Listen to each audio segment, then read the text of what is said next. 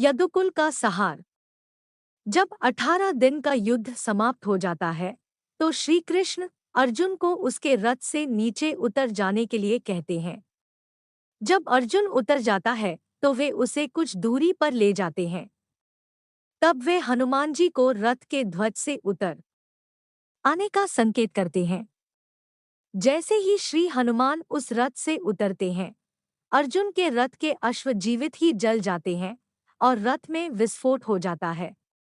यह देखकर अर्जुन दहल उठता है। तब श्री कृष्ण उसे बताते हैं कि पितामह भीष्म, गुरु द्रोण, कर्ण और अश्वत्थामा के घातक अस्त्रों के कारण अर्जुन के रथ में यह विस्फोट हुआ है।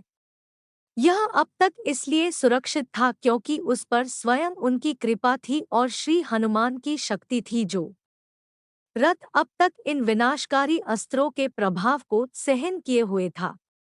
महाभारत के युद्ध के पश्चात सांत्वना देने के उद्देश्य से भगवान श्री कृष्णचंद्र जी गांधारी के पास गए। गांधारी अपने 100 पुत्रों के मृत्यु के शोक में अत्यंत व्याकुल थी। भगवान श्री कृष्णचंद्र को देखते ही गांधारी ने क्रोधित होकर उन्हें श्राप दे दिया कि तुम्हारे कारण से जिस प्रकार से मेरे 100 पुत्रों का आपस में लड़कर के नाश हुआ है, उसी प्रकार तुम्हारे यदुवंश का भी आपस में एक दूसरे को मारने के कारण नाश हो जाएगा। भगवान श्री कृष्णचंद्र ने माता गांधारी के उस श्राप को पूर्ण करने के लिए यादवों की मति को फेर दिया।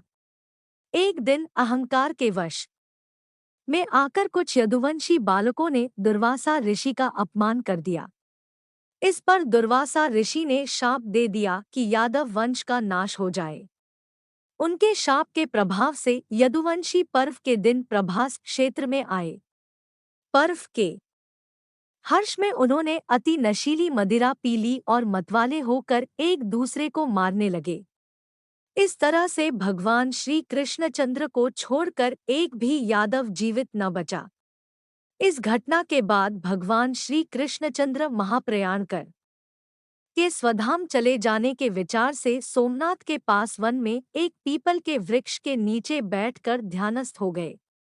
जरा नामक एक बहेलिये ने भूलवश उन्हें हिरण समझकर विषयुक्त बाण चला दिया, जो कि उनके पैर के तलवे में जाकर लगा और भगवान श्री कृष्णचंद्र स्वधाम को पधार गए।